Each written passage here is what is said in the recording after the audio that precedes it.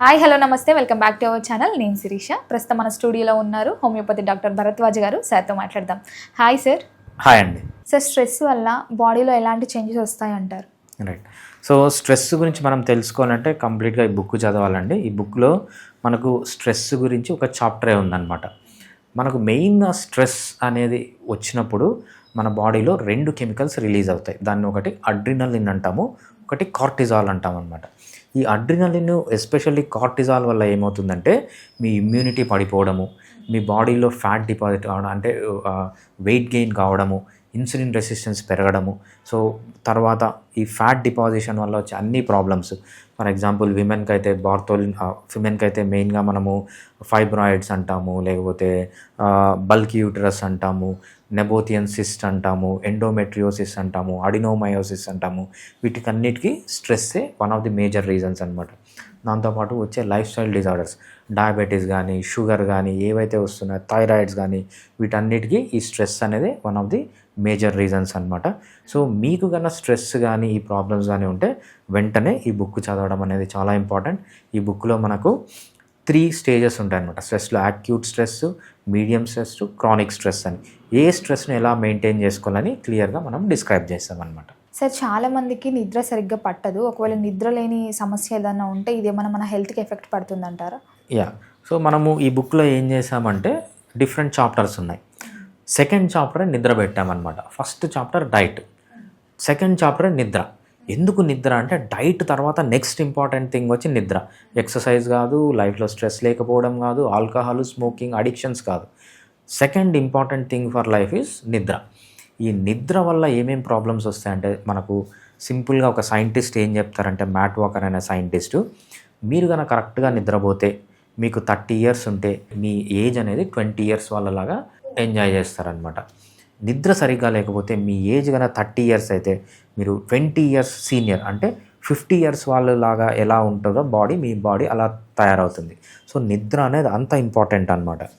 మగవాళ్ళు అయితే per day 9 hours, 7 to 9 hours నిద్రపోవాలి మగవాళ్ళు. ఆడవాళ్ళు అయితే, చిన్నపిల్లలు, ముసలి వాళ్ళు అయితే మాత్రం ఎంతసేపు కావాలంటే అంతసేపు అనేది నిద్రపోనించాలన్నమాట. నిద్ర కరెక్ట్గా పోతే బాడీకి జరగని లాభం అంటూ లేదు, నిద్ర పోకపోతే బాడీకి జరగని నష్టం అంటూ లేదు. మీరు ఏ హెల్త్ పారామీటర్ అన్నా తీసుకోండి, ఇమ్యూనిటీ సిస్టమ్ తీసుకోండి, డైజెస్టివ్ సిస్టమ్ తీసుకోండి, రెస్పిరేటరీ సిస్టమ్ తీసుకోండి, కార్డియాక్ సిస్టమ్ తీసుకోండి, నర్వస్ సిస్టమ్, ఏ పార్ట్ అన్నా బాడీలో తీసుకోండి, మంచిగా నిద్రపోతే పాజిటివ్గా ఎఫెక్ట్ అవుతుంది. నిద్ర అనేది లేకపోతే డ్యామేజ్ అవుతుంది అన్ని పార్ట్స్. ఏదన్నా ఒక సిస్టమ్ ఉంది మన బాడీలో, ప్రతి ఒక్క దాంట్లో ఇంపార్టెంట్ అంటే నిద్ర అనమాట. అందుకే మనం ఈ బుక్లో నిద్ర గురించి సెకండ్ చాప్టరే పెట్టాము. సార్, చాలామంది ఎక్కువ మొబైల్ యూస్ చేస్తూ ఉంటారు కదా, అది ఒక ఆరోగ్యానికి హానికరం అంటారా అంతగానో మొబైల్ యూస్ చేయడం? మొబైల్ గురించి మనం చెప్పుకుంటూ పోతే మొబైల్కి ఎన్ని నష్టాలు ఉన్నాయో, దానివల్ల ఉన్న లాభాలు ఎన్ని ఉన్నాయో అంతకంటే డబల్ నష్టాలు ఉన్నాయన్నమాట. దేనిపైన డిపెండ్ అయి ఉంటుంది అంటే, నువ్వు మొబైల్ని ఎలా వాడుతున్నావు అనే దాన్ని బట్టే డిపెండ్ అయి ఉంటుంది. నువ్వు మొబైల్ని నీ డిస్ట్రక్షన్ కోసం యూజ్ చేస్తున్నావా, మొబైల్ని నీ కన్స్ట్రక్షన్ కోసం యూజ్ చేస్తున్నావా, నీ బాగుపరచడానికి యూజ్ చేస్తున్నామా అని ఇంపార్టెంట్ అని. మీరు ఏదన్నా తీసుకోండి, మీరు అన్నం తింటుంటున్నారు, మొబైల్ చూస్తున్నారు, అది సరిగ్గా అబ్జర్వ్ కాదు. నిద్రపోకుండా మొబైల్ చూస్తున్నారు, ఎక్సర్సైజ్ చేయకుండా మొబైల్ చూస్తున్నారు. మొబైల్ నుంచి చూసి మీరు ఏ ఫుడ్ మొబైల్లో చూసినా కూడా ఆ ఫుడ్ మీరు పోయి తింటున్నారు. మొబైల్లో చూసి ఆల్కహాల్, స్మోకింగ్ అన్నీ నేర్చుకుంటున్నారు. ఇన్ని డ్యామేజెస్ మొబైల్లో ఉన్నాయన్నమాట.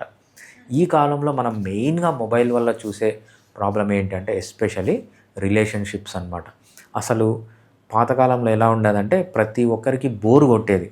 మేము చిన్నగా ఉన్నప్పుడు రోజుకి ఒకరో ఇద్దరో చెప్పేవాళ్ళు అనమాట, అరే నాకు బోరు కొడుతుంది, అరే నాకు బోరు కొడుతుంది. ఆ బోరు కొట్టినప్పుడు ఏం చేసేవాళ్ళంటే వాళ్ళ వైఫ్తోనో లేకపోతే వాళ్ళ గర్ల్ ఫ్రెండ్తోనో మాట్లాడి ఫ్యామిలీ బాండ్ అనేది ఉండేదన్నమాట. ఇప్పుడు బోరు కొట్టే మనిషే లేడు, ఎందుకంటే ఆ ఫుల్ ఎంటర్టైన్మెంట్ వస్తుంది. ఈ ఎంటర్టైన్మెంట్ వల్ల మగవాళ్ళకి ఆడవాళ్ళు అవసరం లేదు, ఆడవాళ్ళకి మగవాళ్ళు అవసరం లేదు, తల్లిదండ్రులకి పిల్లలు అవసరం లేదు, పిల్లలకి తల్లిదండ్రులు అవసరం లేదు. ఏవైతే ఈ రిలేషన్షిప్స్ ఉన్నాయో ఆ రిలేషన్షిప్ని సర్వనాశనం చేసేదంటే నెంబర్ 1 మొబైల్ అనమాట. ఈ మొబైల్ వల్లనే అసలు జనాలు పెళ్ళిళ్ళు చేసుకోవడం కూడా మానేశారు. సార్, ఎక్సర్సైజ్ చేయకపోతే శరీరంలో ఎలాంటి మార్పులు జరగవచ్చు అంటారు? రైట్. ఎక్సర్సైజ్ అనేది చాలా ఇంపార్టెంట్ అండి. మనము ఈ బుక్లో ఎక్సర్సైజ్ గురించి 3rd చాప్టర్లో ఇచ్చాం. First diet, second sleep, 3rd exercise. తర్వాతనే మిగిలినవన్నీ. ఈ ఎక్సర్సైజ్ వల్ల చాలా లాభాలు ఉన్నాయి. దాంట్లో మెయిన్ లాభం ఏంటి అంటే లైఫ్ స్పాన్ పెరుగుతుంది. మీరు కన్నా రెగ్యులర్ ఎక్సర్సైజ్ చేస్తే, మీరు వితౌట్ ఎక్సర్సైజ్ 90 ఏళ్ళు బతికితే విత్ ఎక్సర్సైజ్ 100 ఏళ్ళు బతుకుతారు. లైఫ్ స్పాన్ని పెంచడంలో చాలా బాగా పనిచేస్తుంది. ఎస్పెషల్లీ యూత్ ఎప్పుడైతే డిప్రెషన్స్ కానీ, హార్ట్ బ్రేక్స్ కానీ, బ్రేకప్స్ కానీ ఉంటాయో, వీళ్ళు ఫస్ట్ చేయాల్సింది ఏంటంటే హెవీ ఎక్సర్సైజ్ చేయాలి. ఈ ఎక్సర్సైజ్ వల్ల ఏంటంటే మనకు మంచి హార్మోన్స్ రిలీజ్ అయ్యి, మంచి endocrine hormones, anti depressant hormones కూడా రిలీజ్ అవుతున్నాయి అన్నమాట. అది ఒక మేజర్ థింగ్. మీకు ఏ సిస్టమ్ బాగుండాలన్నా, డైజెస్టివ్ సిస్టమ్, రెస్పిరేటరీ సిస్టమ్ బాగుండాలన్నా డిఫరెంట్ వెరైటీస్ ఆఫ్ ఎక్సర్సైజ్ చేయాలి. మనకు 9 టైప్ ఆఫ్ ఎక్సర్సైజెస్ ఉన్నాయి. అవి ఏంటి అనేది ఈ బుక్లో క్లియర్గా మెన్షన్ చేసామన్నమాట. ఫస్ట్ అంటే అడాప్టేషన్ అంటాం, స్కిల్ అంటాము, మిడ్ డ్యూరేషన్ ఎండ్యూరెన్స్ అంటాము, లాంగ్ డ్యూరేషన్ ఎండ్యూరెన్స్ అంటాము, షార్ట్ డ్యూరేషన్ ఎండ్యూరెన్స్ అంటాము, స్ట్రెంథనింగ్ ఎక్సర్సైజెస్ అంటాము, పవర్ ఎక్సర్సైజెస్ అంటాము, స్పీడ్ ఎక్సర్సైజెస్ అంటాము, హైపర్ట్రోఫీ ఎక్సర్సైజెస్ అంటాము, లోకల్ ఎండ్యూరెన్స్ అని ఇలా 9 వెరైటీస్ ఆఫ్ ఎక్సర్సైజెస్ని ఈ బుక్లో క్లియర్గా మెన్షన్ చేస్తాం. ఎప్పుడే కానీ ఎక్సర్సైజెస్ మిక్స్ అండ్ మ్యాచ్ చేస్తూ ఉండాలి. ఎప్పుడు ఒకటే టైప్ ఆఫ్ ఎక్సర్సైజ్ చేయకుండా ఇన్ని వెరైటీస్ ఆఫ్ ఎక్సర్సైజెస్ చేస్తే అది మన న్యాచురల్ లైఫ్ స్టైల్ని, అంటే మనం అడవుల్లో ఉండేటప్పుడు ఎన్ని రకాల ఎక్సర్సైజెస్ చేసామో అవన్నీ మనం ఈ బుక్లో కవర్ చేసాం అన్నమాట. ప్రతి ఒక్కరూ వెరైటీస్ ఆఫ్ ఎక్సర్సైజ్ చేయడం వల్ల చాలా హెల్తీగా అన్ని సిస్టమ్, ఎస్పెషల్లీ ఇమ్యూన్ సిస్టమ్ కానీ, లైఫ్ స్పాన్ పెరగడం కానీ, డిప్రెషన్స్ నుంచి బయటికి పడడం కానీ ఎక్సర్సైజ్ ద్వారా జరుగుతుంది. సార్, ఎవరైతే ఎక్కువ స్ట్రెస్ ఫీల్ అవుతుంటారో వారికి హెల్త్ పరంగా ఎలాంటి ప్రాబ్లమ్స్ వస్తాయంటారు? రైట్. ఎక్కువ స్ట్రెస్గా ఫీల్ అయ్యే వాళ్ళకి ఏంటంటే ఫస్ట్ వాళ్ళ బాడీలో అడ్రినలిన్ అండ్ కార్టిజాల్ అనే హార్మోన్స్ రిలీజ్ అవుతాయి అన్నమాట. సో మనము ఈ బుక్లో స్ట్రెస్ గురించి 4th చాప్టర్ అనమాట. First diet, second sleep, third exercise, 4th chapter వచ్చి స్ట్రెస్ అనేది అంత మంచిది కాదనమాట. ఎప్పుడైతే ఈ అడ్రినలిన్లు, కార్టిజాల్ అనే హార్మోన్ రిలీజ్ అవుతాయో, ఈ ఎస్పెషల్లీ కార్టిజాల్ అనే హార్మోన్ ఏం చేస్తుంది అంటే బాడీలో ఫ్యాట్ డిపాజిట్ చేస్తుంది అనమాట. మీ మజిల్ బ్రేక్ డౌన్ అవుతుంది, ఫ్యాట్ డిపాజిట్ అవుతుంది. దీనివల్ల ఒబేసిటీస్ వస్తాయి. ఒబేసిటీ రావడం వల్ల విమెన్లో వచ్చే అన్ని డిసీజెస్, నెబోథియన్ సిస్ట్ కానీ, బల్క్ యూట్రస్ కానీ, ఎండోమెట్రియోసిస్ కానీ, అడినోమయోసిస్ కానీ, పీసీఓడీస్ కానీ, ఇవన్నీ ఒబేసిటీ వల్లనే వస్తాయి. అంతేకాకుండా బీపీ కానీ, థైరాయిడ్ కానీ, షుగర్ కానీ, ఇట్లాంటి వందల డిసీజెస్ మనకు ఈ ఒబేసిటీ, ఈ స్ట్రెస్ వల్లనే వస్తాయన్నమాట. స్ట్రెస్ అనేది మేజర్ థింగ్. స్ట్రెస్లో కూడా డిఫరెంట్ వెరైటీస్ మనం ఈ బుక్లో క్లియర్గా మెన్షన్ చేసాం. అక్యూట్ స్ట్రెస్ అంటాం, మీడియం స్ట్రెస్ అంటాం, క్రానిక్ స్ట్రెస్ అంటాం. అక్యూట్ స్ట్రెస్, మీడియం స్ట్రెస్ చాలా మంచివి, కానీ వాటిని ఎలా కంట్రోల్ చేసుకోవాలని నేర్చుకోవాలి, అది ఈ బుక్లో ఉంటుంది. క్రానిక్ స్ట్రెస్ అనేది హైలీ డేంజరస్.